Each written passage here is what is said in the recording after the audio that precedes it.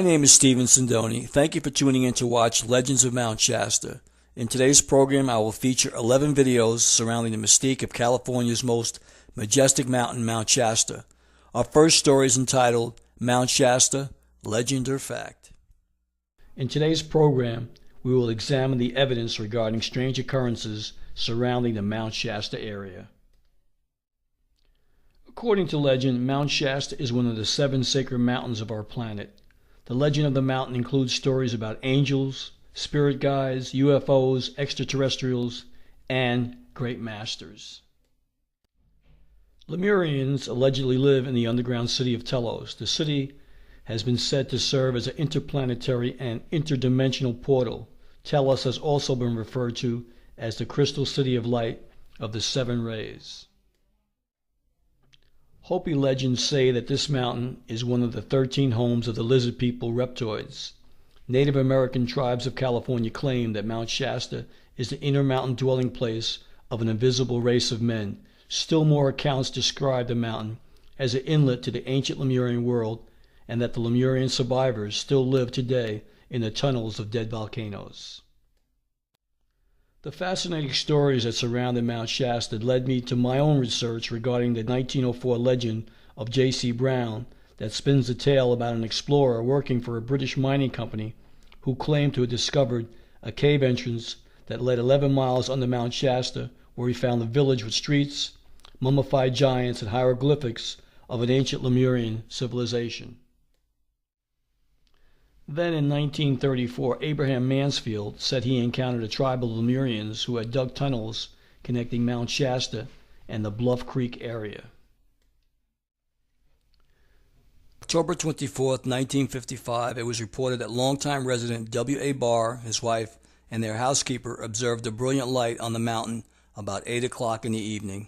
They said that the light seemed to revolve in small circles. Barr was quoted as saying, "It had every color and glittered like a diamond." It was about the same time that J.O. McKinney, better known as Mac, around the Mount Shasta area, and a one-time feature writer for numerous newspaper magazines, claimed that he had seen something very exciting and strange while working as a night watchman at the McCloud River Lumber Company. Making his rounds one night, he had gone up into the watchtower overlooking the McCloud yards. All 4 walls of the tower were glass. McKinney said 8 or 10 lights came swooping toward the tower in formation very rapidly, with no sound at all. They were white and brilliant and looked as though they were flying 300 to 400 feet above the ground. In the late 1960s, a Mount Shasta police officer who, for obvious reasons, also wants to be nameless, said in an interview with reporter Garth Sanders of the Reading Record Searchlight that he had seen 2 of the things. The first time was in the fall of 1963 while patrolling with his partner near Mount Eddy. Then a few years later, the same officer patrolling alone north of the city of Mount Shasta said he had encountered another craft that was 40 feet in diameter and saucer-shaped. Then in 1972, a man from San Jose, while hiking, came across what he described as a reptilian humanoid. Other visitors to the mountain have reported seeing various subhuman cultures, including dwarfs, Bigfoot or Yeti-type creatures, and giants dressed in white robes. On August 16, 1987, thousands came together as part of an international harmonic convergence designed to bring world peace. All the faithful who gathered on that day believed that the mountain was one of the 7 major planetary chakras of spiritual awareness. Then on September 6, 2009, while talking with a friend named Atara Reyes at 11 p.m. in the evening in the city of Mount Shasta, we both witnessed a fleet of ships flying directly overhead in a southeasterly direction, heading away from Mount Shasta. Is it any wonder why they call Mount Shasta the Magic Mountain? Thank you for tuning into the broadcast of Mount Shasta, Legend or Fact.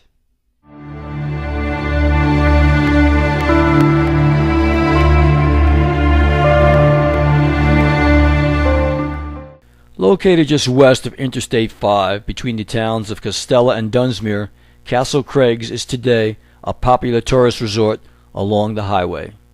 It is situated along an ancient trade route and travel route known as the Siskiyou Trail.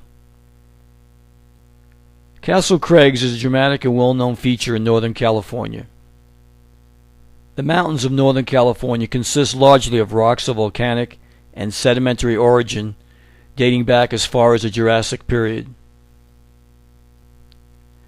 Heavy glaciation at this location during the Pleistocene eroded much of the softer surrounding rock, leaving the towering crags and spires exposed, from which the Castle Crags Pluton derived its name.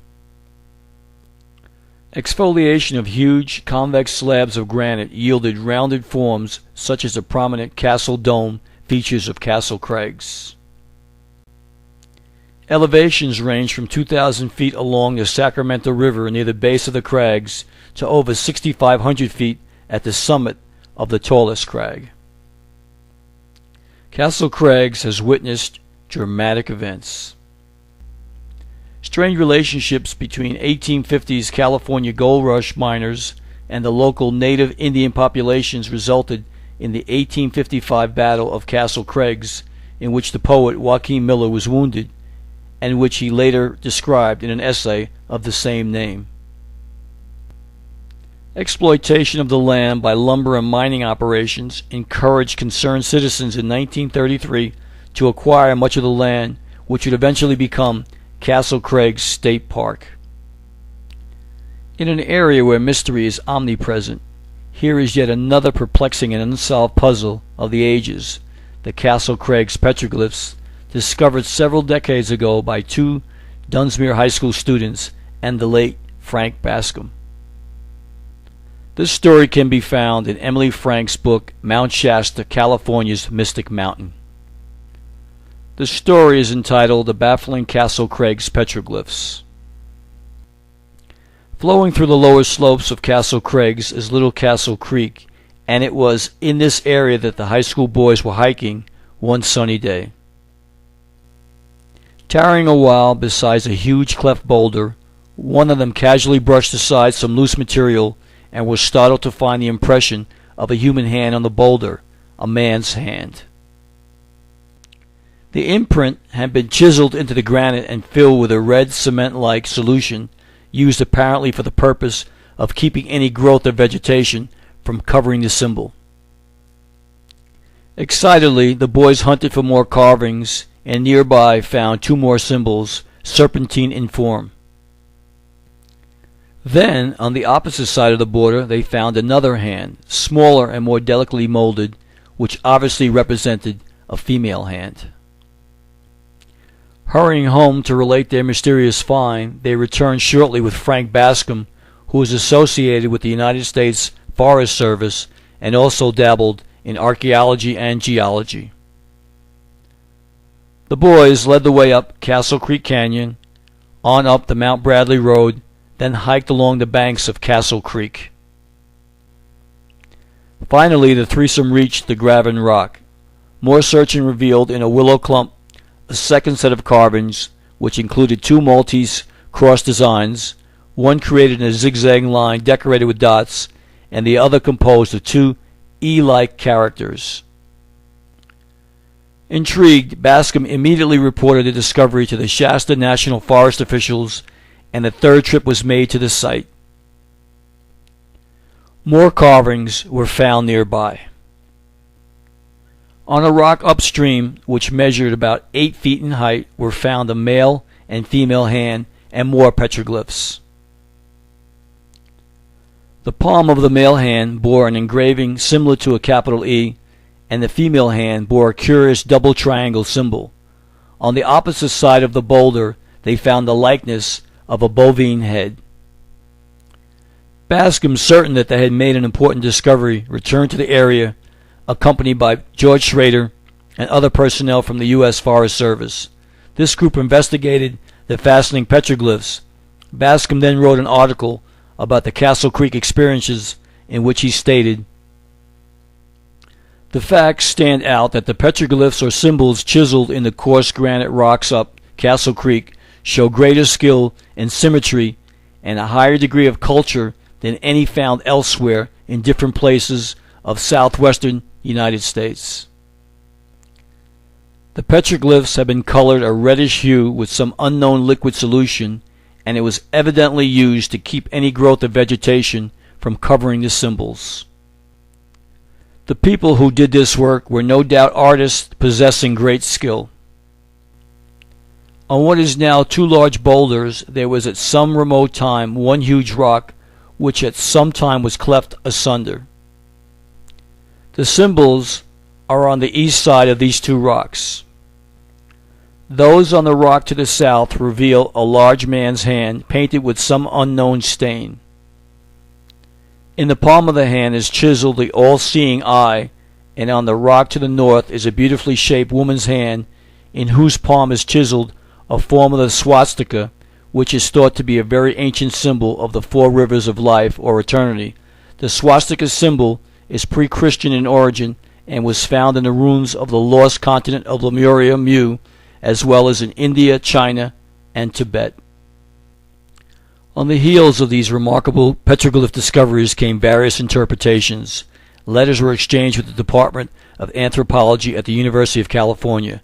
Communications came from authorities at Stanford University, and from the Academy Press in New Jersey came a letter to Frank Bascom from Alvin Boyd Kuhn stating that he thought the symbols had been chiseled into the boulders by local Indians. Bascom replied, "This I doubt. In talking with the highest type of the older local Indians, they state that this work was not chiseled by Indians."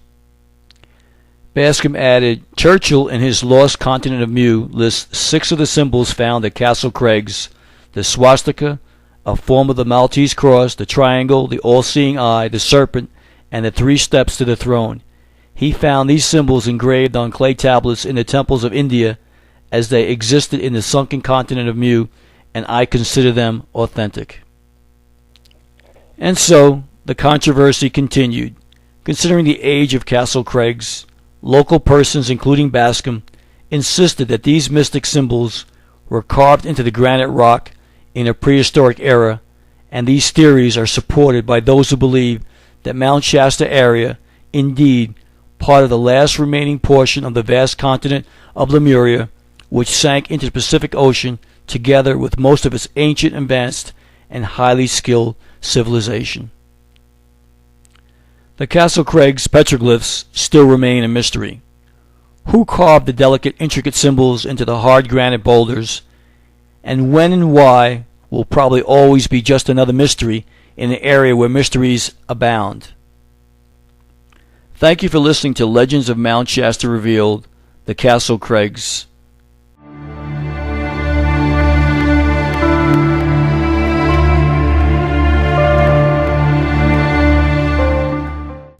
In our broadcast today, we will discuss the lost continent of the Pacific in a book written by Wizar S. Survey. The famous story of the Lemurians inhabiting Mount Shasta is known all over the world, and it is said that the entire western coast of the United States is supposedly the remains of the continent of Lemuria. Even disbelievers cannot dispute the fact that the mountainous terrain on the west coast is indeed different. The cataclysmic action that caused the submersion of Lemuria is said to have also caused the now continent of North America to rise from its partially submerged state, join with the mountainous remnant of Lemuria, and thus form the continent which was later named North America. In 1931, a fascinating book entitled Lemuria, The Lost Continent of the Pacific, was published and written by Wizar S. Survey. He said he was a student of archaeology, geology, and meteorology, and that he spent 10 years in research. He also had at his disposal many ancient manuscripts and maps. Deciding to gather information, the thousands of recorded facts, and the vast collection from all over the world of reports, legends, and findings regarding Lemuria, he put them into book form because he believed that all the races of man throughout the world, as we know it, had one common origin, the Lemurians, and that the environment and climate changed their nature, habits, and appearance. Survey emphatically believed that Mount Shasta was the last refuge of the survivors of the lost continent of Lemuria. The book was very widely read, and shortly after it was published, searches for the Lemurian colony inside Mount Shasta came from all over the world. Letters of inquiry poured into the offices of the local United States Forest Service, and all were officially answered. What's more, Forest Service personnel claimed that they had searched the entire mountain and the surrounding flats, and that the mountain was photographed from the air. After a while, the United States Forest Service dutifully reported that no one had ever encountered a Lemurian. Nevertheless, many still believe that the author presented his facts in such a way that it did seem reasonable that part of California was once the eastern coast of Lemuria. According to survey, 200,000 years ago, the surface of the earth was much different than it is today.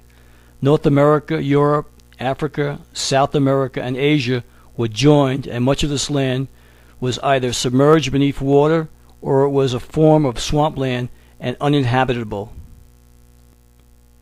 And as long ago as 150,000 years, he states these particular submerged lands were known and described and sometimes pictured on crude and ancient maps.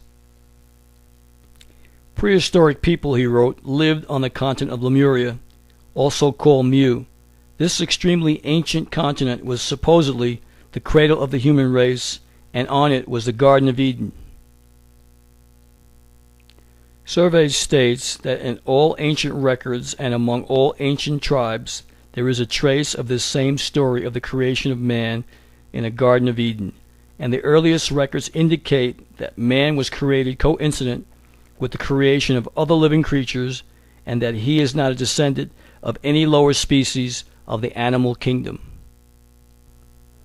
Many thousands of years later, according to survey, a series of magnetic waves began to move around the Earth's circuit from east to west, and this affected the then civilization to such an extent that the Lemurians kept records of the changes. According to this amazing book, the part of the continent of Lemuria that was connected with Asia and Africa began to sink, leaving parts of Lemuria submerged. The same magnetic waves, according to the author, affected the continent of what is now Europe, and it rose higher. The continents which were destined to become North America and South America began to shift away and separate. As the continent of what is now North America moved westward, it joined with the eastern mountainous coast of Lemuria, and later on, when Lemuria was almost fully submerged, this high eastern terrain of Lemuria, which included Mount Shasta, joined the western portion of what now constitutes western North America.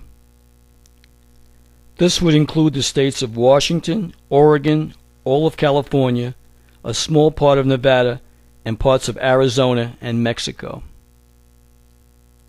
Far-fetched? Wazar Survey didn't think so. He further theorized that the Lemurians, knowing that the bulk of their vast continent was sinking, moved to parts of what is now Asia, Australia, South America, and of course the area that still remained of their own continent. He claims that the pure-blooded Lemurians existing today have chosen to remain in an area with climate as near like that of Lemuria as possible, which accounts for their presence in Mount Shasta.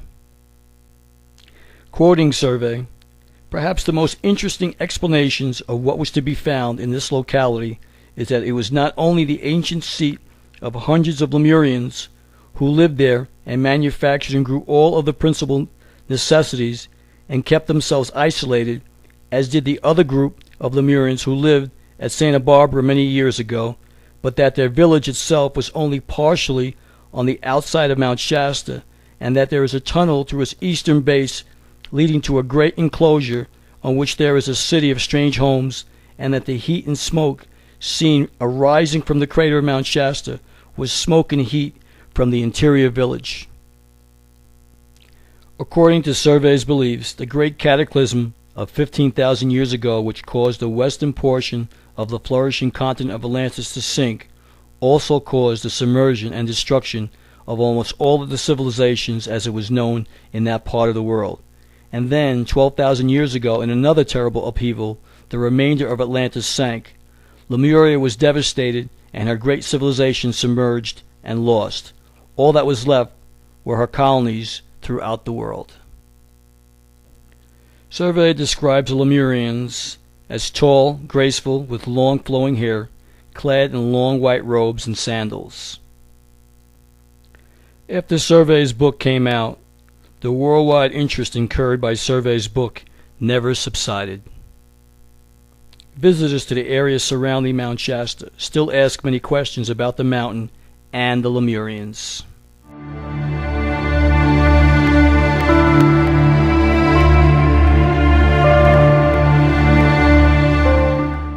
In our broadcast today, we will discuss the golden goddess of the Lemurians in a book written by Abraham Mansfield, with excerpts from Emily A. Frank's book, Mount Shasta, California's Mystic Mountain.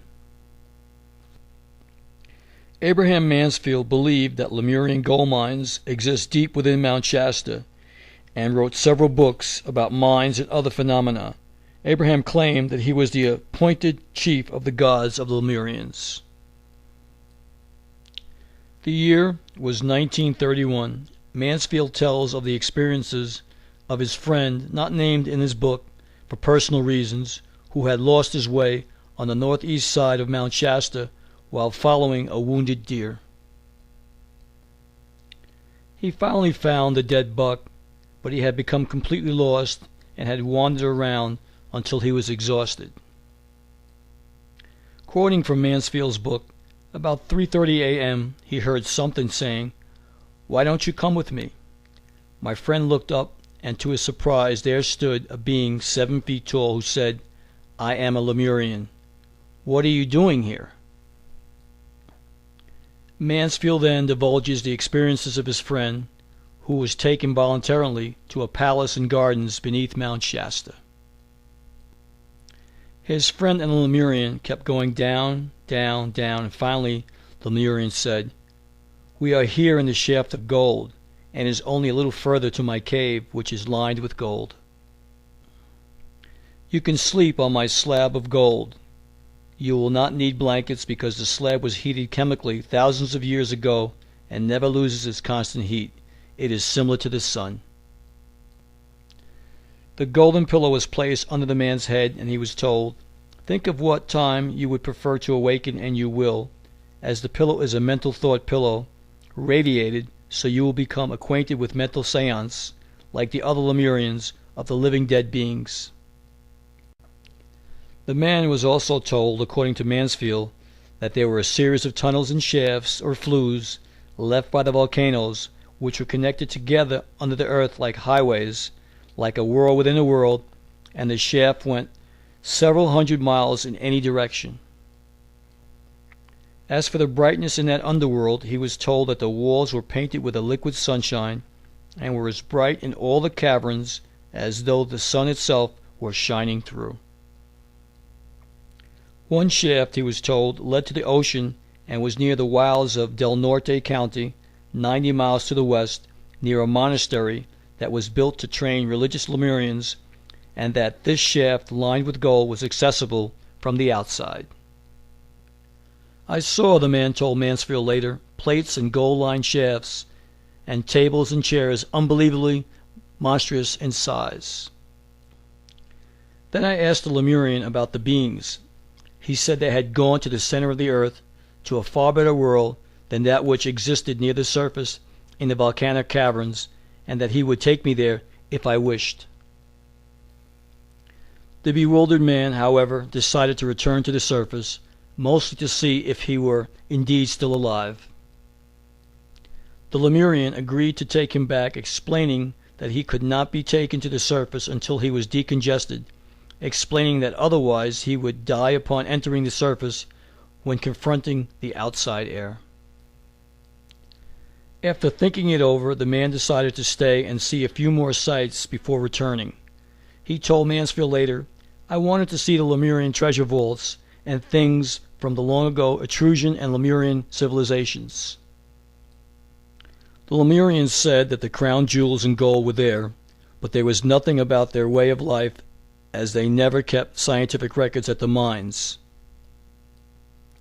The gold was taken out for all nations of the world, and they built temples with gold on the islands of Etruria and Lemuria. The Lemurian, according to Mansfield's book, told the man that he grew carrots 2 feet long and 2 feet through, and all other vegetables and fruits the same. He showed the crown jewels of the Lemurian and Etruscan civilizations of thousands of years ago, and said the Lemurian and the Etruscan treasures are still there the way they were left after the Ice Age. Quoting Mansfield from his book, before the Ice Age, the ocean was 5 miles from what is now Mount Shasta. Finally, after seeing other wonders, the man asked to be returned to the surface. I told Lemurian, he told Mansfield later, that I'd like to return to see if I was still actually alive and find my car and my friend who had been hunting with me when I got lost.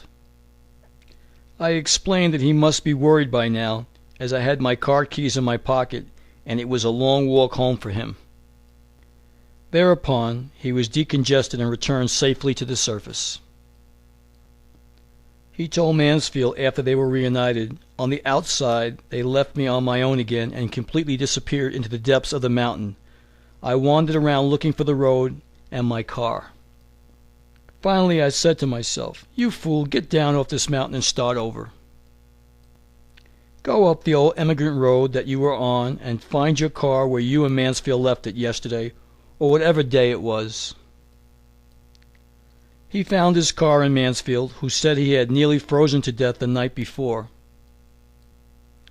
As they left the mountain, they compared notes, discovering that they had both had former eerie experiences, and Mansfield revealed that he was acquainted with the shafts of gold and the plates of time from happenings in his own life.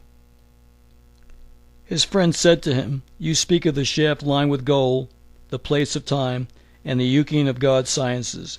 I saw the Yukian on the walls of the caves I slept in, and as the plates of time state, it is time to tell the world, and you were the one chosen for the mission." Mansfield explains that the plates of time were assembled thousands of years ago. The Ice Age was coming on, which meant total destruction. The rulers of that ancient civilization were highly educated and had highly civilized sciences, including atomic power. They tried to combat the ice floes by melting them. They blew deep holes in the earth. The more melting, the more water, earthquakes, and volcanic action.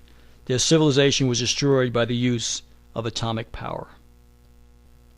The plates of time were assembled for future generations to preserve the knowledge that they had about atomic power, so that a new generation would use it wisely and respect the powers of God in any and all things from beginning to end of all worlds and time. I like to end by saying, if we do not learn from the past, we will be doomed to repeat it. Thank you for tuning in to the broadcast of the Golden Goddess of the Lemurians.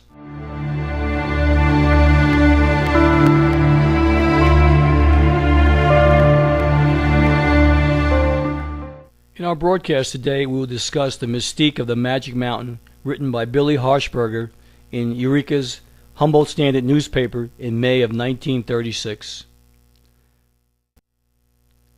With excerpts read from author Emily A. Frank's book entitled Mount Shasta, California's Mystic Mountain. There is a mystique about Mount Shasta, rising ethereally white above the green Sacramento Valley, a mystique that stirs the spirit and the imagination of humans far and near. A California writer named Billy Harshberger wrote in Eureka's Humboldt Standard in May 1936. Somewhere in the hidden reaches of western mountains, so the story goes, a strange race of people lives, works, and plays, a race of Lemurians who came to these shores from the lost continent of the Pacific. An old fanciful tale, you say? Well, that's not the half of it, for these have been stories about these Lemurians from credible witnesses who insist the Lemurians have the power of invisibility.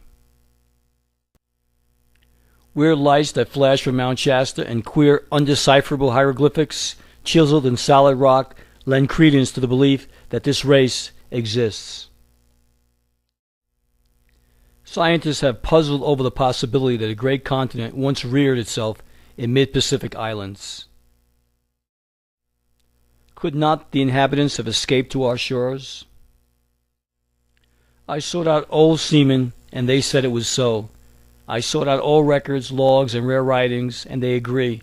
From the lips of weather-beaten men with eyes trained on far horizons, I heard of ancient cultured lands submerged by catastrophe. Harshberger goes on to say that historians have reported the fact that in California there is evidence to show that people, presumably Lemurians, have lived and taken refuge in the center of an extinct volcano, hidden from all possibly worldly observations, and that it is possible that these people of Mount Shasta are still living. This may explain the invisible city. Referring to the lost continent, Harshberger stated there were hundreds of records, geological and historical, to prove that islands have been disappearing and reappearing, sinking and rising in the Pacific since the Know World has been recording such happenings. At Ponape, in the Caroline Islands, 2,300 miles from Japan, is a deserted city known as Mitalanum, the ruins of which covers 11 square miles. There are massive walls and great temples which are intersected by miles of artificial waterways.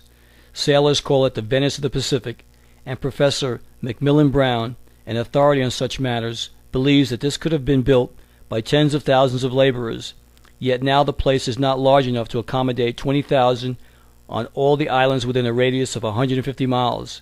There are not 50,000 people living today. What happened to all the others? Harshberger ends the piece by stating scientists believe that there was once a continent which formerly filled a large part of the world's most extensive maritime basin, the Pacific Ocean. The former home of early Lemurians, I'd say, the last of whom lived quietly in prey in Mount Shasta. Earlier that same year, in January, John B. Scott wrote a piece for the Rosicrucian magazine in which he told of his trip to investigate Mount Shasta, saying that the first thing he wished to find out about were the weird lights that had been seen by travelers and even by astronomers in distant observatories. It appears, he observed, that there is actually a basis for the stories concerning the lights. This is not coupled with the Lemurians, however. Scott met a person who had spent 15 years on and around Mount Shasta. He explained there were unusual mineral deposits and peculiar physical formations which produced these uncanny effects. Not only that, but combined with certain air currents, even ghostly sounds are produced, and this is not, he said, something incident to Mount Shasta alone. He gave the example of the traveler on the Rhine listening to the echoes of a pistol shot or two which multiply into machine gun firing because of the physical formation at a certain point on the river. He added that there have been and always will be strange lights at certain times on Mount Shasta, though they would not be seen as much in the future as they had been in the past for good reasons. The government had been doing much work, and the nature of this work would, to a certain extent, reduce the phenomena, since the latter is concerned with purely physical, or mostly physical, conditions. The reason, he said, mostly was because he felt the average reader does not consider the ethers as being physical, since he cannot see them and knows nothing of them. Scott therefore attributed the strange lights on Mount Shasta to be a combination of moonlight, snow, trees, ether, phosphorus, and other minerals, and water. And after exploring the so-called strange sounds on the mountain and the other phenomena, Scott came to the conclusion that there are no Lemurians on or in the mountain. Then, surprisingly, he wrote that he believed an ancient people still live on Mount Shasta, and that their dwellings or temples are located in inaccessible points on the mountain. He believed that they could be contacted under the right conditions by the right persons, but these ancients are not on the physical plane, nor are their temples. He concluded by stating he and others thought that many earthbound spirits from an old civilization, which once existed on the mountain, are still there, held closely bound to the earth for centuries by their materialistic natures. Mount Shasta, he said, seemed to be a sensitive spot, meaning it is easier to contact those in other planes than in most other places.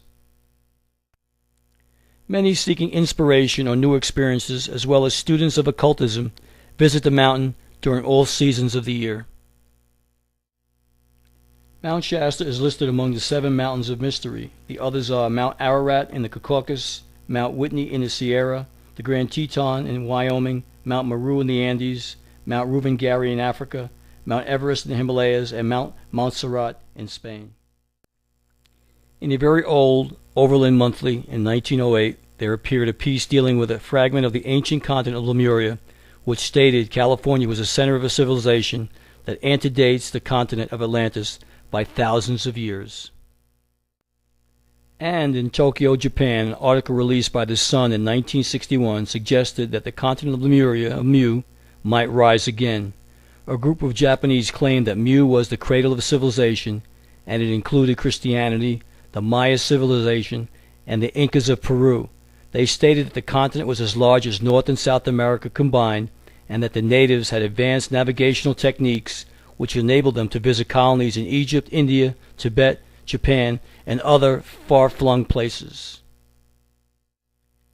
In a 1933 issue of the Kansas City Times, a report was published about a British anthropologist who claimed he had very definite information, plus maps and photographs, regarding a mysterious lost continent buried beneath the waters of the Pacific Ocean. Was there indeed such a continent? Consider Madagascar, located in the Indian Ocean and one of the largest islands in the world. According to the Encyclopedia Britannica, Madagascar was probably joined to Africa, possibly in Triassic times, thus forming part of the Gondwana continent. But the splitting off is very ancient, and bordering islands such as the Seychelles allow the conclusion that the island belonged to a continent called by geologists Lemuria, which stretched as far as India, the sinking of which brought about the disappearance of this continent and gave rise to violent volcanic eruptions. Many believe the Lemurian colonization program extended to other ancient traces of civilizations found in the world today, such as Easter Island and Stonehenge. These prehistoric stone monuments have never been adequately explained. And could the Lemurians be responsible for the recently discovered lost cities of the Amazon, ancient cities of white stone hidden for centuries in dense emerald jungles, cities which predated the Incas? Thank you for tuning into the broadcast of the Mystique of the Magic Mountain.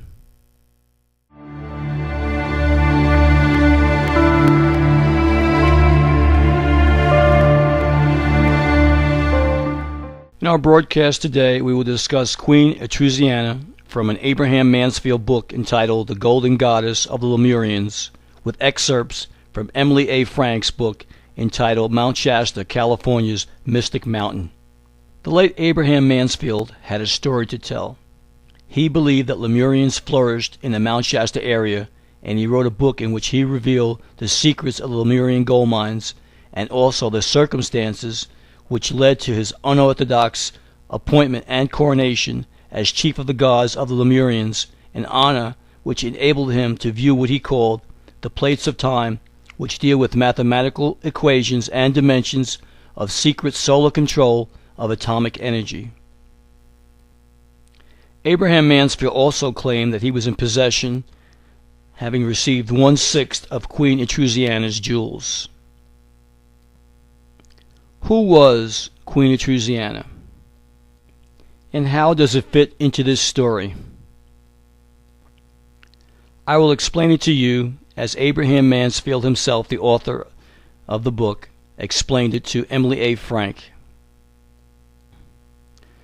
Emily Frank was writing for the Dunsmuir News, a small weekly newspaper in extreme Northern California, when his book, The Golden Goddess of Lemurians, came out in 1970, and he sent her a copy of it. Along with the book, Abraham Mansfield sent enough strange material on Mount Shasta to fill 4 large manila envelopes. Some of the material was confusing to Emily A. Frank, but Abraham Mansfield swore it was all true. Mansfield said the plates of time are the treasured and ancient sciences of God from the very beginning, and relate to a people deceased thousands of years ago. They dwelled on a chain of islands which sank into the oceans which we know now as the Atlantic Ocean and the Pacific Ocean. They were islands which included Etruria, Lemuria, Atlantis, and Oceanus. According to Mansfield, these prehistoric civilizations had far greater knowledge than we do of atom power, ESP, electronics, and science, and could pick up messages that were recorded in time and space from back civilizations to the beginning of time. He said that Etrusian Lemurian story and the plates of time had been around for thousands of years, and his theory was as follows. Down the dim corridors of the ages, the world was different than it is now, and many islands flourished which have since sank to the bottom of the oceans. Among them were the above-mentioned islands, and they were ruled by Queen Etrusiana, as was the entire world as it was known then, through a 10-nations council. Her husband, the king, was interested in other things. He was a great scientist and spent much of his time viewing foreign planets, building pyramids, and great towers. It appears, however, that the king was sterile. Queen Etrusiana wanted sons to rule the world, so she took the 10 kings of the 10-nations council, one at a time, and produced 6 sons and 1 daughter. Thus, endowed with future kings, she and her sons would continue to rule the world. Queen Etrusiana's plan was interrupted, however, when the Ice Age started. Mansfield claims in his book that the world tipped from north to south, throwing the south pole of the equator on the opposite side of the earth. In the chain of events, he wrote, all the ocean's currents were forced to flow northward. Quoting Mansfield, it was like a giant trowel around the center of the earth, with a rim on both sides and the middle. Knowing of the impending disaster, Queen Etrusiana and her king ordered 10 million Etruscans and Mongols to build reed boats with a light wooden structure. These boats were designed to hold 10,000 people and enough food to last until they could get to the top of the ice floe and recede with it. Then, when the expected second tip of the world came, all that could boarded the boats and headed north. According to Mansfield, north was safest because the safest place at the time of the Ice Age was at the top of the ice floe. Some took refuge on the highest parts of what is now South America, at one time Etruria, and then some took refuge on any high land which protruded above the water. At the time of the disaster, Queen Etrusiana decreed that her 6 son kings would be kings forever in heredity, even from the world beyond. The survivors of the Ice Age diligently kept records of the descendants of these sons through mental seances in order to find the rightful heirs to rule as the chief of the gods of Lemurians, a reign, said Mansfield, that changes every 30 years, even now. Also decreed was that the Inca nation was to train their chiefs, find the rightful king in heredity, and entrust to them the scientific knowledge of the plates of time so as to keep the knowledge on the plates forever alive, or to quote Mansfield, until our present civilization should become as enlightened in sciences as were those who lived before them. The manner in which Abraham Joseph Mansfield became chief of the gods of Lemurians was, as he said, through mental seances. And so it was in a bizarre chain of events that Mansfield became chief of the gods of Lemurians in 1934 in a ceremony performed at sunrise in the wilds of Del Norte County at the throne which was situated east of the Lemurian monastery under the cliffs at the heads of Bluff and Blue Creeks near Cinder Cone Peak. In that ceremony, Mansfield claims the honor entitled him to 1/6 of Queen Etrusiana's jewels and also ownership to a most valuable Lemurian gold mine within the deep recesses of Mount Shasta, a shaft in which gold hung like icicles. This privilege, he said, was handed down to him through heredity from the ancient and enlightened Etrusian, Lemurian, and Atlantean civilizations. His reign ended in 1964 after 30 years, and he decided to write about it. What's more, Mansfield claimed he had Queen Etrusiana's jewels to prove it. Mansfield had a bracelet with Etrusiana engraved inside of it. The ornate bracelet is designed with 10 major crowns and 26 lesser crowns, which represented the large and small nations of the world as it was when she reigned. He said Queen Etrusiana wore this bracelet at all the meetings of the 10-Nation Council, which were held on the island of Etrusia. Also in Mansfield's possession was royal platinum servingware embossed with angels, plus the Queen's coronation bracelet, a pendant, other jewelry, and an actual faded likeness of prehistoric Queen Etrusiana. Since Abraham Mansfield's passing, other stories have appeared unexpectedly, which seems to corroborate his story. J.C. Brown, alias J.B. Body of the Legend of J.C. Brown, also believed that he had found the mummified remains of Queen Etrusiana under Mount Shasta. Ancient history is waiting patiently to be revealed. Thank you for tuning into the broadcast of Who Was Queen Etrusiana?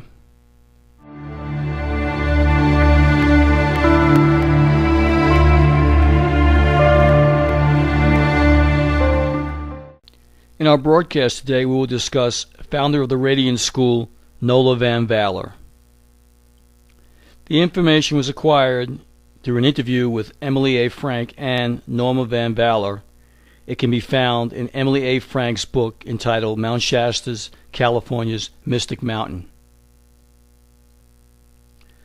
Nola Van Valer admitted Emily A. Frank into her living room, and after they exchanged pleasantries, was invited to sit down. Nola Van Valer sat beside Emily Frank in her wheelchair, an attractive white-haired, bright blue-eyed lady in her 80s.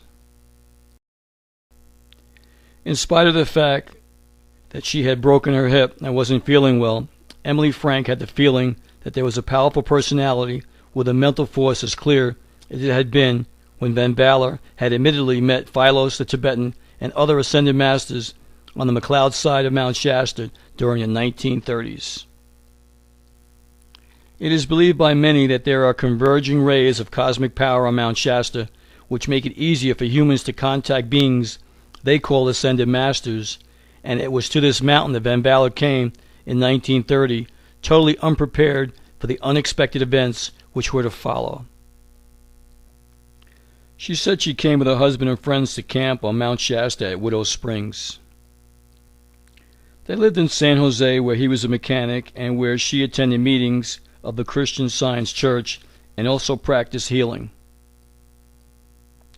It was during the Depression, so they brought along a tent, some cooking utensils, and found a lovely place to camp besides the meandering stream. One day, she said, a strange man appeared before them. He was dressed in a long robe. He looked pure, and he explained that he had been watching them and had many things he wanted to tell them. As there were no tape recorders at that time, she said she took everything they were told in shorthand. Her time on the mountain began in 1930 and continued every year for 10 years. Sometimes she and others stayed a month or longer.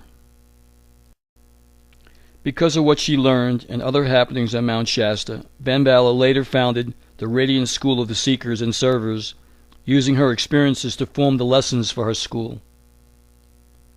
Van Valer believed she had found a working truth. Not knowing what the future held, she and others moved to the city of Mount Shasta and in 1963 established a school. They created and sponsored the Friendly Letter Service, which reached into 34 countries throughout the world.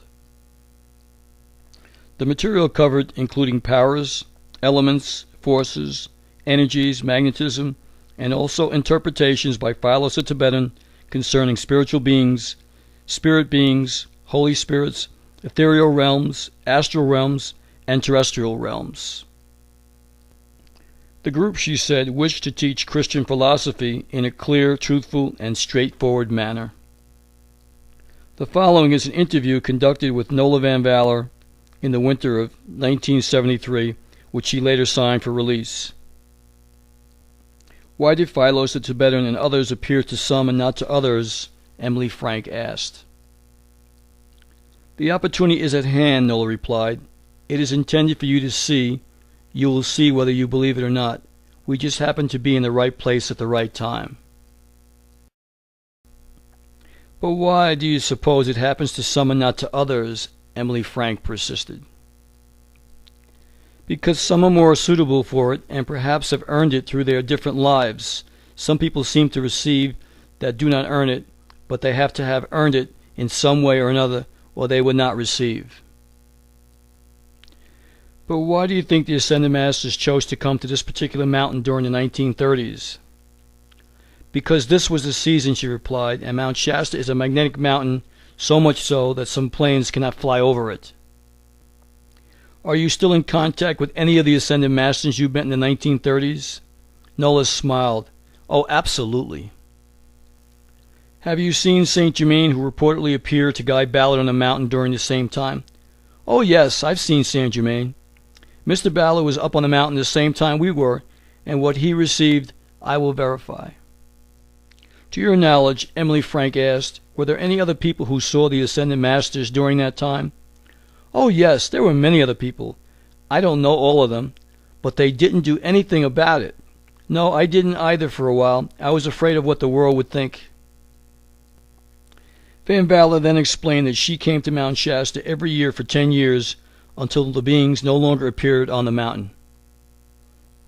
During these times, she visited a temple inside a cavern, which she said was visible from the highway.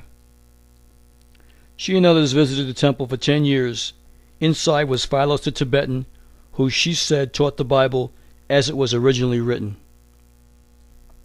There were other Ascended Masters in the temple. Is the cavern and temple still there? Emily Frank asked. As far as I know, she said, I haven't been able to go up on the mountain for years. Was Philos there every time you were there? Oh, absolutely. Does that mean he's always there? No, she replied, he isn't.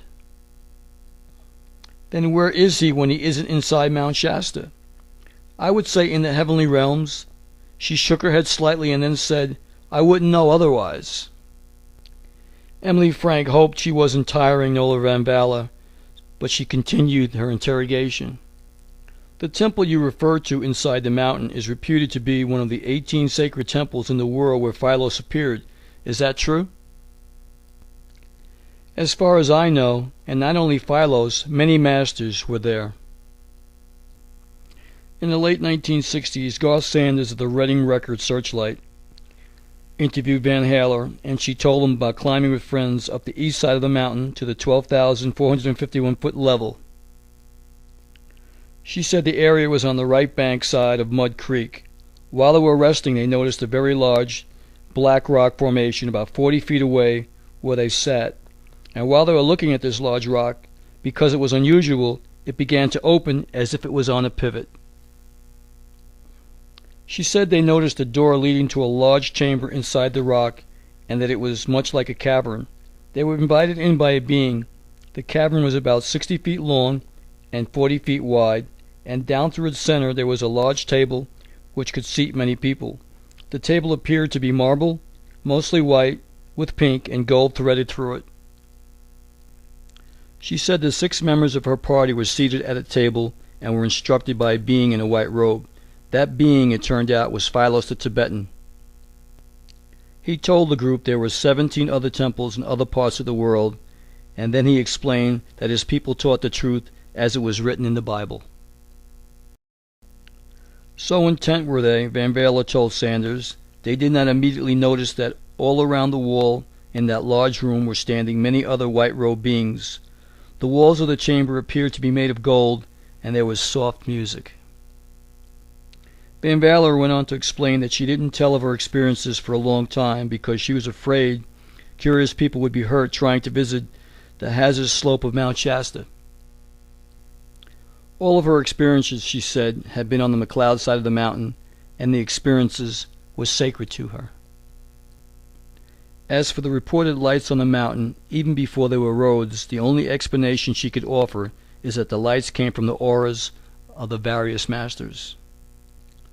Nola Van Balla passed on some years ago. The Radiant School of the Seekers and Servers continued for a few years, but it no longer exists except in the minds of the former students. Nola Van Valor claimed that a great change will take place by the year 2000. It is my belief that in order for this great change to take place, we must open up our hearts and put down our weapons so that we all may live in peace and harmony.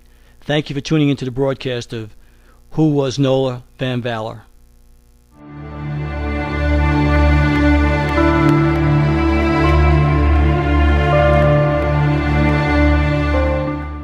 In our broadcast today, we will discuss a race of little men on Mount Shasta. The story is from a 1953 issue of the Siskiyou Pioneer, written by the late Alex J. Roseborough, with excerpts taken from author Emily A. Frank's book entitled Mount Shasta, California's Mystic Mountain. The tiny men began to sing, seeming to blend their voices in a chorus of beautiful cosmic sounds, all the while working with tiny anvils and hammers. Mount Shasta will always bask in an aura of occult legends, and those who have viewed the mountain have said that there are no rivals to match her beauty, grace, and symmetry. It is certain, too, that Mount Shasta has no other rival to match her mysteries. The following is a story which has been around a long time. From the 1953 issue of the Siskiyou Pioneer, published by the Siskiyou County Historical Society, comes a poignant tale written by the late Alex J. Roseborough, one of Siskiyou County's most distinguished citizens. As usual, his story is strange and flavored with mystery. Out of the tangle of stories told by Lika, the Great White Mountain, and the still clinging beliefs by many that a race of little men dwelt around its slopes prior to the coming of the Indians, and that along its miles and miles of lava-born sides, filled with cracks and caverns, some still survive, let's pick out this one in keeping with Christmas gladness and joy. Not far from the base of Olika was a home where a little child racked with the pain of infantile paralysis lay restless and sobbing, the bones of her left shoulder being gradually twisted into deformity by the dreaded and seemingly uncheckable disease. Everything the good old doctor could suggest, and all the kind and loving treatment by her parents, availed not.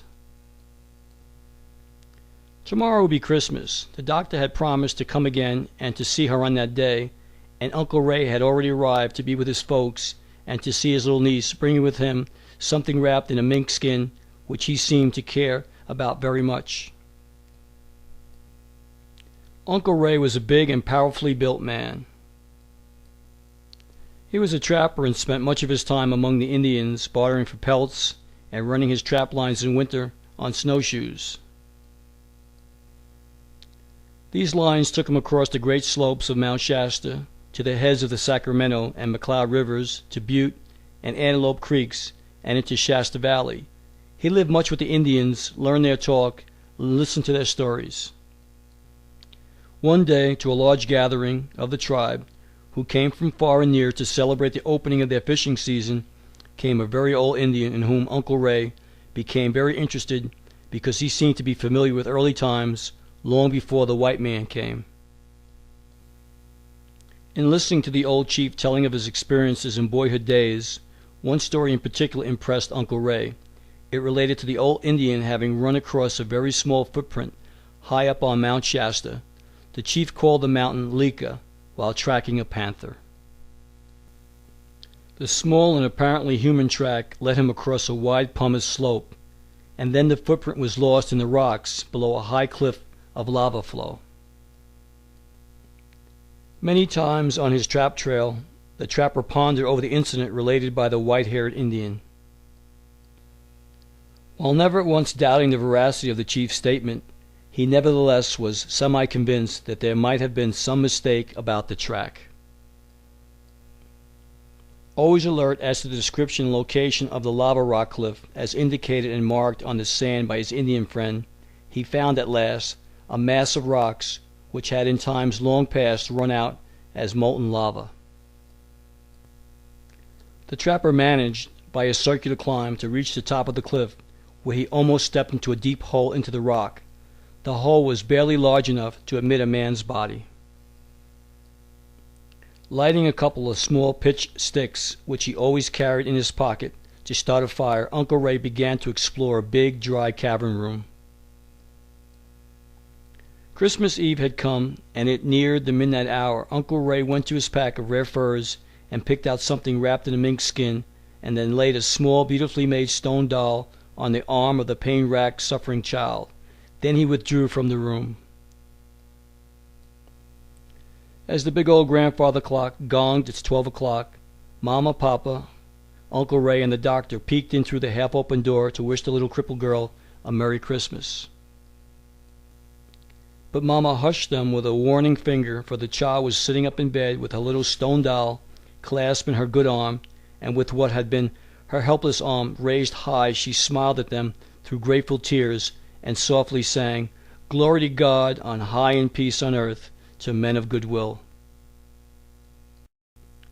And even to this day, the legends of the little men on Mount Shasta are still being told on Christmas Eve. Thank you for tuning into the broadcast of A Race of Little Men on Mount Shasta.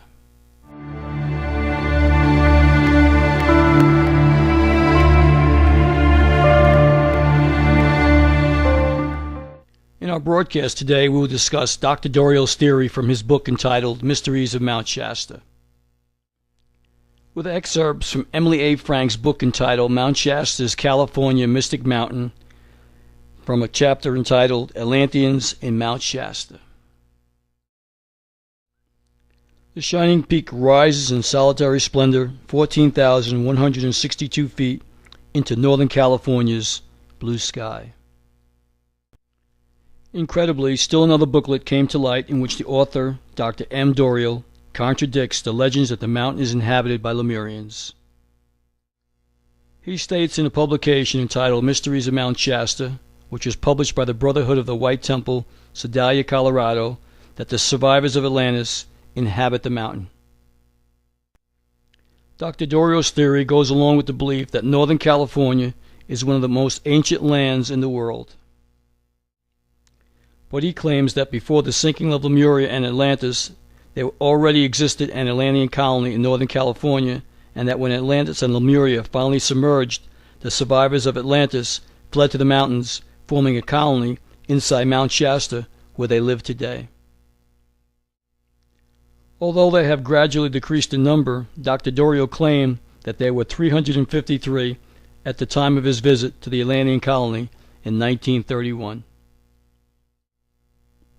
As for the Lemurians, Dr. Doriel contends they built their civilizations in the South Pacific, the remains of which can be seen in the Caroline Islands. Their temples were placed atop the mountains which existed at that time, and the great basalt walls of the ancient structures still stand. These Lemurians reportedly built vast subterranean pleasure cities beneath the mountains, and they also attained a scientific and intellectual mastership beyond any modern achievements, harnessing nature's forces and utilizing the energies from the sun and the moon. Using this mastery freely, they were able to heat and light their subterranean cities. They also knew the secret of the atom.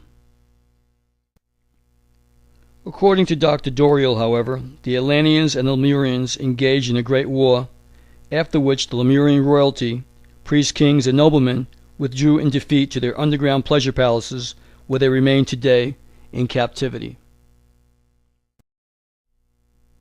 After their retreat, the Atlantean victors sealed the entrance and established an elaborate guard system which prohibits the Lemurians to ever escape their bondage.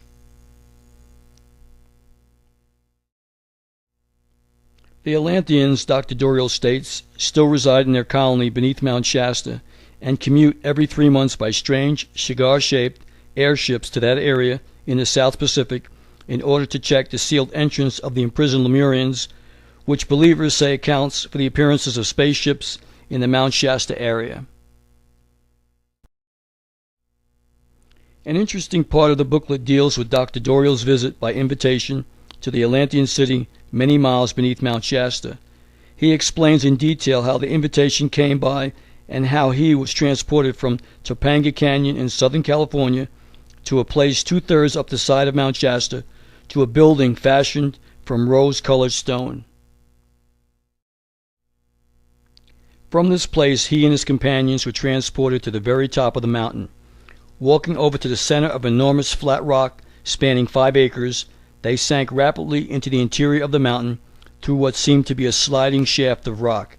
After a 5-mile descent, they reached a huge cavern situated between great pillars of unusual white metal which, he was told, only existed in ancient Atlantis. Again descending into the depths of Mount Shasta 7 more miles, they were brought to an enormous underground space extending 20 miles long and over 10,000 feet high. The entire area was brightly illuminated, and the source seemed to emanate from a centered mass of glowing light. Dr. Doriel described the light as having unusual qualities which made his body tingle. It was said to be a concentrated blend of the sun and moon's rays. He was told that from 3 powerhouses hidden on the mountain, the Atlanteans periodically drew from the energies of the sun, moon, and cosmic rays. These rays are directed into the mountain to form the great glowing mass of energy which they use in numerous ways. According to the booklet, he was then taken to a small city about 1.5 miles from the elevator which had borne him underground. This city, he wrote, was incredibly beautiful, with breathtaking white houses built of marble and other stone, architecturally so splendid that the most magnificent temples of ancient Greece were rough caricatures by comparison.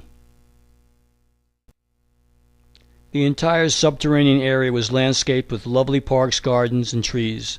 Fruit trees bore fruit unlike any grown today. Dr. Doriel said they had preserved the plants, vegetables, and even some of the animals which had flourished on Atlantis thousands of years ago. Furthermore, they controlled different energies which caused the plants to grow perfectly and periodically condensed moisture when it was needed. Eating, it was explained to Dr. Doriel, was indulged in strictly for pleasure. They actually had no need for food because the same energy which supplied the light also supplied them with, in every vital breath they drew, the energy for existence. After they had shown how they could make from common earth any stone or metal they needed, and after it had been explained that they live approximately 150 years and then pass of their own free will transition, and finally after exhibiting their amazing artistry in the design and weaving of clothing, the Atlanteans then escorted Dr. Doriel to the largest building, their temple. Their temple was primarily a temple of learning, according to Doriel. Occasionally, he was told, the Atlanteans bring in from the outer world certain chosen ones for instructions, and this temple beneath Mount Shasta is one of the 2 places on the North American continent that is used by the Great White Lodge, and it is one of the places where their work is directed to the outside world. Dr. Doriel concludes his booklet with the belief that these Atlantean survivors are masters of all the laws of nature, and that they work continuously together with chosen ones in the outside world in order to gradually awaken mankind to the awareness of the great mysteries behind matter and substance, indeed, behind life itself. And so it is ever thus with this bewitching mountain, which seems to beckon not only the ancients, but also earthly humanitarians wishing to create a better universe. Thank you for tuning into the broadcast of Atlanteans in Mount Shasta.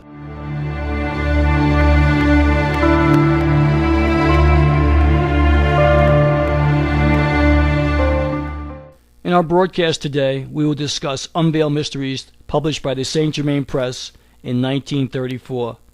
The book contains the author Godfrey Ray King, also known as Guy Ballard's Revelations, which began on the slopes of Mount Shasta.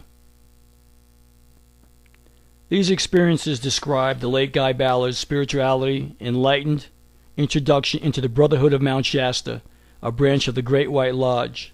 These excerpts are from an Emily A. Frank book entitled Mount Shasta, California's Mystic Mountain. The following is Guy Ballard's most unusual experience, exactly as he wrote it. Mount Shasta stood out boldly against the western sky, surrounded at its base by a growth of pine and fir trees that made it look like a jewel of diamond-shining whiteness held in a filigree setting of green. Its snow-covered peak glistened and changed color from moment to moment as the shadows lengthened in the sun's descent toward the horizon. Rumor said there was a group of men, divine men in fact, called the Brotherhood of Mount Shasta, who formed a branch of the Great White Lodge, and that this focus from very ancient times had continued unbroken to the present day. I had been sent on government business to a little town situated at the foot of the mountain, and while thus engaged, occupied my leisure time trying to unravel this rumor concerning the Brotherhood. I knew, through travels in the Far East, that most rumors, myths, and legends have, somewhere in their origin, a deep underlying truth that usually remains unrecognized by all but those who are real students of life. I fell in love with Shasta, and each morning, almost involuntarily, saluted the spirit of the mountain and the members of the order. I sensed something very unusual about the entire locality, and, in the light of the experiences that followed, I do not wonder that some of them cast their shadow before. Long hikes on the trail had become my habit whenever I wanted to think things out and be alone and make decisions of serious import. Here, on the great giant of nature, I found recreation, inspiration, and peace that soothed my soul and invigorated mind and body. I had planned such a hike for pleasure, as I thought, to spend some time deep in the heart of the mountain, when the following experience changed my life so completely that I could almost believe I was on another planet but for my return to the usual routine in which I had been engaged for months. The morning in question I started out at daybreak, deciding to follow where fancy led, and in a vague sort of way asked God to direct my path. By noon I had climbed high up on the side of the mountain, where the view to the south was beautiful as a dream. As the day advanced, it grew very warm, and I stopped frequently to rest and to enjoy to the full the remarkable stretch of country around the McCloud River, valley, and town. It came time for lunch, and I sought a mountain spring for clear, cold water. Cup in hand, I bent down to fill it, when an electrical current passed through my body from head to foot. I looked around, and directly behind me stood a young man who at first glance seemed to be someone on a hike like myself. I looked more closely and realized immediately that he was no ordinary person. As this first thought passed through my mind, he smiled and addressed me, saying, "My brother, if you hand me your cup, I will give you a more refreshing drink than spring water." I obeyed, and instantly the cup was filled with a creamy liquid. Handing it back to me, he said, "Drink it." I did so, and must have looked astonished. The taste was delicious, but the electrical vivifying effect in my mind and body made me gasp with surprise. I did not see him put anything into the cup, and I wondered how it happened. "That which you drank," he explained, "comes directly from the universal supply, pure and vivifying as life itself. In fact, it is life, omnipresent life, for it exists everywhere about us. It is a subject to our conscious control and direction, willing obedient when we love enough, because all the universe obeys the behest of love. Whatsoever I desire manifests itself when I command in love. I held out the cup, and that which I desired for you appeared. See, I have but to hold out my hand, and if I wish to use gold, gold is here." Instantly there lay in his palm a disc about the size of a $10 gold piece. Again he continued, "I see within you a certain inner understanding of the great law, but you are not outwardly aware of it enough to produce that which you desired direct from the omnipresent universal supply. You have desired to see something of this kind so intensely, so honestly, and so determinedly, it could not longer be withheld from you. If your desire had not been free from selfishness and the fascination of phenomena, such an experience could not have come to you. When leaving home this morning, you thought you were coming on a hike. That is, so far as the outer activity of your mind was concerned. In the deeper, larger sense, you were really following the urge of your inner God self that led to the person, place, and condition wherein your intense desire could be fulfilled. The truth of life is, you cannot desire that which is not possible of manifestation somewhere in the universe. The more intense the feeling within the desire, the more quickly it will be attained. However, if one be foolish enough to desire something that will injure another of God's children, or any other part of His creation, then that person will pay the penalty in discord and failure somewhere in his own life's experience. It is very important to realize fully that God's intent for every one of His children is abundance of every good and perfect thing. He created perfection and endowed His children with exactly the same power. They can create and maintain perfection also, and express God's dominion over the earth and all that is therein. Mankind was originally created in the image and likeness of God. The only reason all do not manifest dominion is because they do not use their divine authority, that which each individual is endowed, and by which he is intended to govern his world. Thus, they are not obeying the law of love by pouring out peace and blessings to all creation. Love and praise of the great self within, and the attention maintained focused upon truth, health, freedom, peace, supply, or any other thing that you may desire for right use, persistently held in your subconscious thought and feeling, will bring them into your use and world, as surely as there is a great law of magnetic attraction in the universe. The eternal law of life is, what you think and feel, you bring into form. Where your thought is, there you are. For you are your consciousness, and what you meditate upon, you become. As I contemplated the wonderful privilege and blessing that had come to me, I heard a twig crack, and I looked around, expecting to see him. Imagine my surprise when not 50 feet away I saw a panther slowly approaching. Then came the thought that one part of God could not harm another part. I was conscious of this fact only. A feeling of love swept over me and went out like a ray of light directly to the panther, and with it went my fear. I reached down and stroked his soft head. I suddenly looked up. Saint Germain stood beside me. Saint Germain then said, "My son, I saw the great strength within you, or I would not have permitted so great a test. You have conquered fear. My congratulations." Thank you for tuning into the broadcast of Unveiled Mysteries.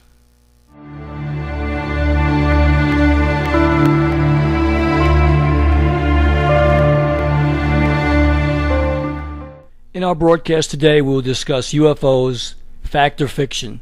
The excerpts are from Emily A. Frank's book entitled Mount Shasta, California's Mystic Mountain. Mount Shasta, glistening superstar of all mountains, has always been synonymous with mystery. Its snowy peaks and ridges seem to join the very rim of heaven, and it has always been whispered that those who seek shall find not only the mysteries of the ages, but also the future within Shasta's snowy glades. Is it any wonder that these sightings of unidentified objects have been reported on its slopes and within its realm? Consider the village of Happy Camp, for instance, one of the smallest settlements around the base of the mountain. Surrounded by precipitous, heavy-timbered mountains, it lies deep in the rugged Klamath River Canyon.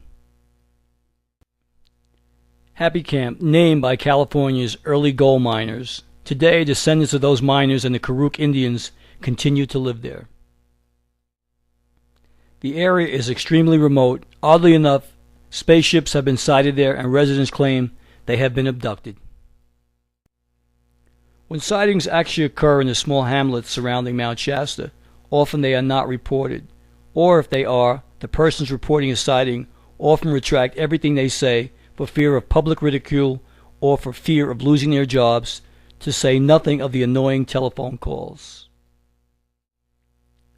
It has always been rumored that Mount Shasta is a fueling station for spacecraft and that they hide in the strange lenticular clouds which frequently form a perfect halo over the mountain. It has been Dr. Doriel's theory that the Atlanteans, after engaging in a victorious war with the Lemurians, imprisoned the hapless Lemurians beneath the Caroline Islands in the Pacific and sealed the entrance, establishing an elaborate guard system which prohibits the Lemurians to ever escape their bondage. And according to Doriel, the Atlanteans who still live in a secret city miles beneath the mountain still commute by spaceship every 3 months to that area in the South Pacific. And so there are those who believe that some of the spaceships gliding locally on magnetic currents on moonlit nights are Atlanteans, and they live inside Mount Shasta.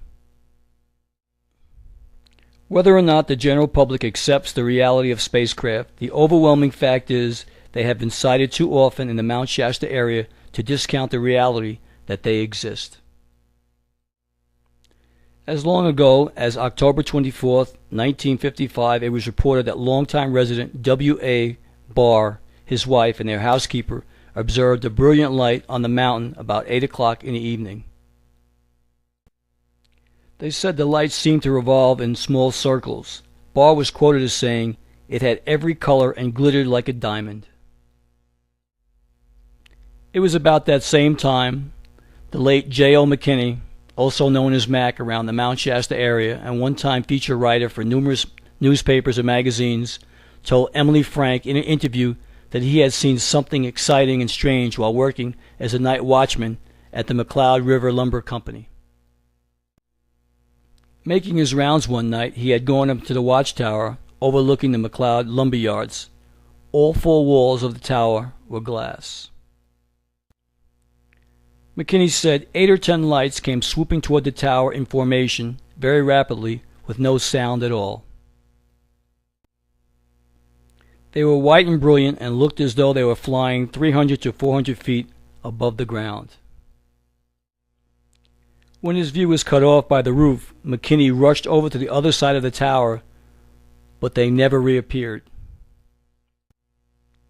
A woman who lives in the suburbs of the city of Mount Shasta, a friend of Emily A. Frank's, who wishes to remain anonymous, noticed a strange plum-shaped cloud one day about 14 years ago. Directly under the cloud was a dish-shaped spaceship, which she said had beautiful, iridescent colored lights and seemed to be hovering about 400 feet above the valley floor. She got into her car and drove closer, finally stopping in at the Pine Grove Grocery nearby to tell Curly Herbert, who was the proprietor then. After taking a look, Herbert thought at first it was a plane, but decided a plane could not hover in one spot so long as this object was doing. Then it vanished. In the late 1960s, a Mount Shasta police officer, who for obvious reasons also wishes to be nameless, said in an interview with reporter Garth Sanders of the Reading Record Searchlight that he had seen 2 of the things. The first time was in the fall of 1963.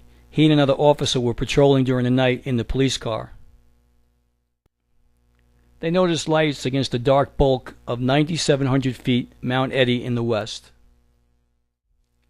At first they thought the lights came from a jeep or one of the many logging roads there, but when they put their field glasses on the object, they saw a disc or covered saucer, and it had a row of lights along its side. As usual, it was one of the area's beautiful moon-splashed nights. The officer estimated the length of the disc at 30 to 50 feet and said its ring of lights shifted from brilliant green to red to silver. Then, in a burst of speed, it whisked away over Mount Eddy, which is situated across a valley from Mount Shasta. The men notified the United States Air Force and was subsequently mailed stacks of detailed questionnaires. When they finally filled them out, the Air Force decided that the 2 police officers had been mistaken about what they had seen.